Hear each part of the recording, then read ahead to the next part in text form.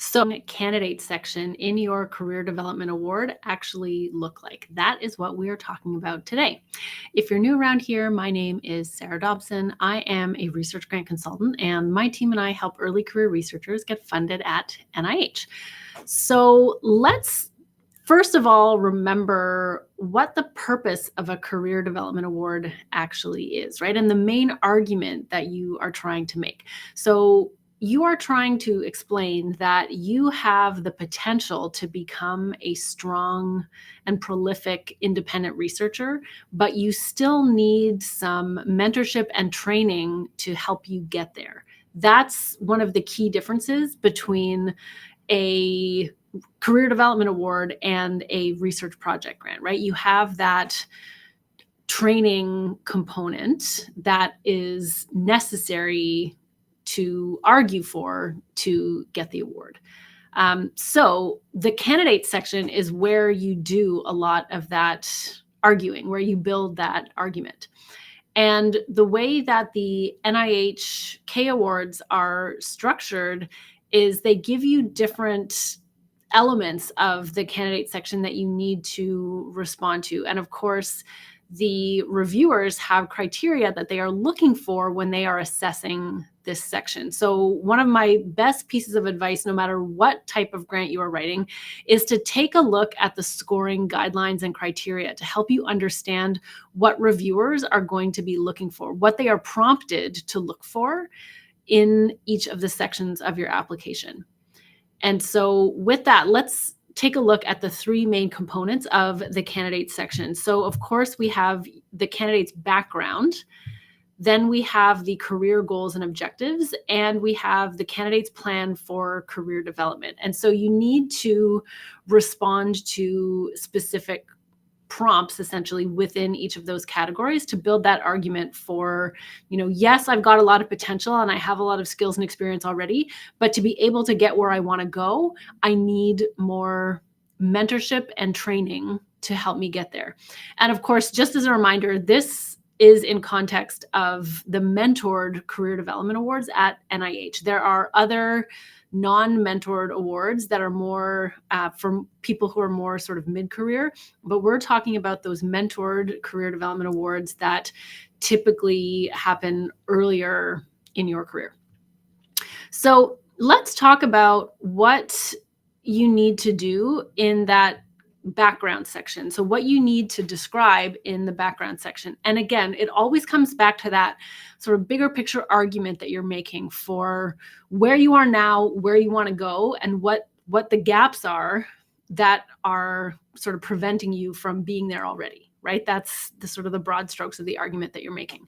So one of the first things you need to do is define your long-term career goal. And yes, that will be a separate component later on in this section, but it's really important to talk about it in the candidate background section as well, because you want to sort of orient your reviewers to where it is you see yourself going and the type of impact that you want to make and the type of research that you want to do, right? And just as a general recommendation, and I have seen this a lot. I've mentioned this previously, but I don't review K Awards anymore, and my team and I do not review K Awards anymore. We've had to sub-specialize.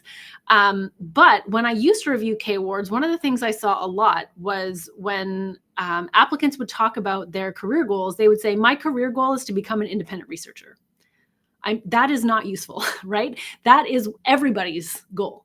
And so you need to get a lot more specific about the type of research you want to do, the type of impact you want to make, and just generally be more specific about what that independence actually looks like, right? Because the whole purpose of the K Award is to help you become an independent researcher. So telling your reviewers that that's what your goal is not particularly useful. It's not giving them any additional insight into who you are and where you want to go with your work. So just pro tip.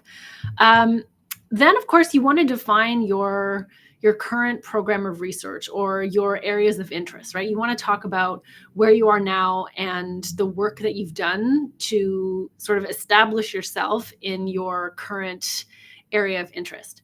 And of course, you also want to talk about how a career development award is going to allow you to move towards that long-term career goal, right? So you're sort of explaining where you want to go. You're explaining where you are now, what your area of interest is. And in general terms, how is this K award going to help you get there?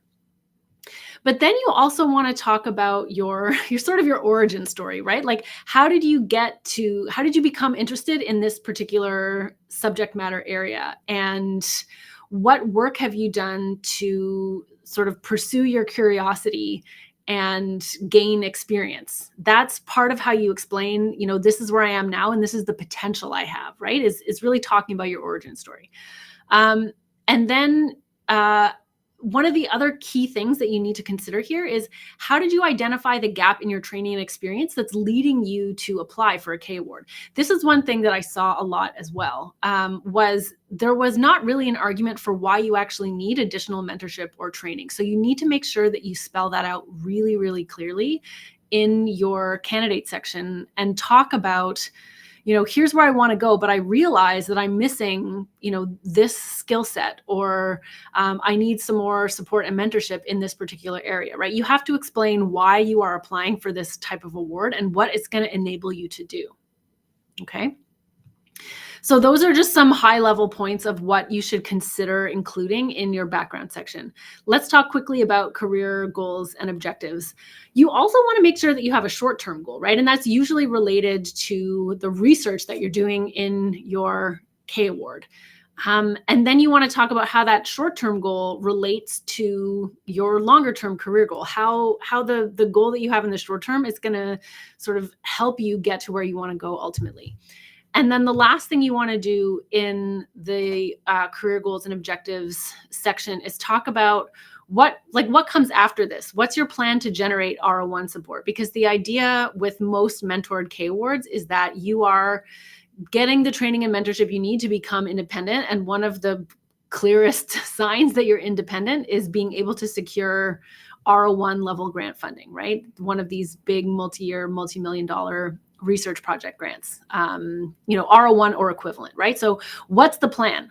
How are you going to sort of translate and leverage what you're doing in your K award into that next step? Next is the candidate's plan for career development. So this is where it kind of gets more pragmatic and you're saying, okay, well, I've told you who I am and where I want to go and the potential that I have.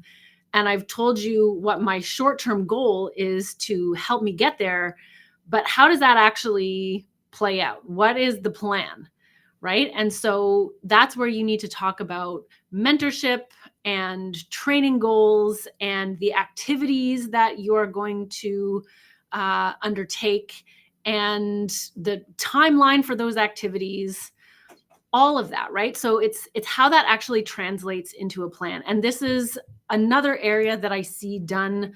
I'm just going to say generally pretty poorly, actually. There's not enough specificity there.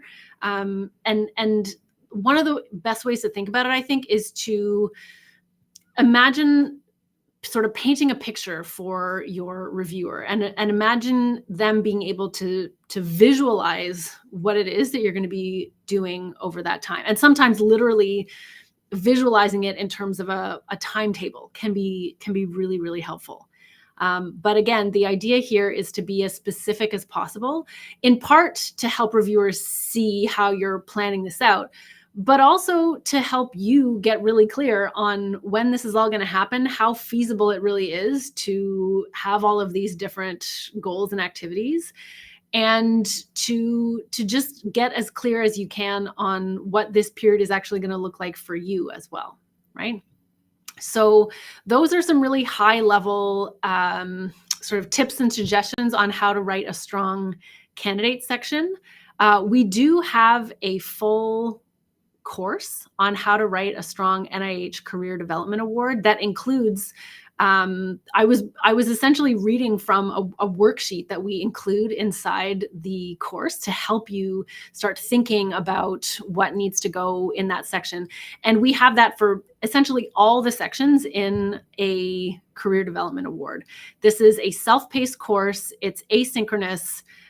So you can sign up whenever you're ready, and you can take the course at your own pace, and it will guide you step by step through how to write a strong career development award. So if you're interested in learning more about that, you can check it out in the link underneath the video here. And if it looks like it might help you write a really strong K award, which I think it will, you can go ahead and sign up. That is it for today. I will see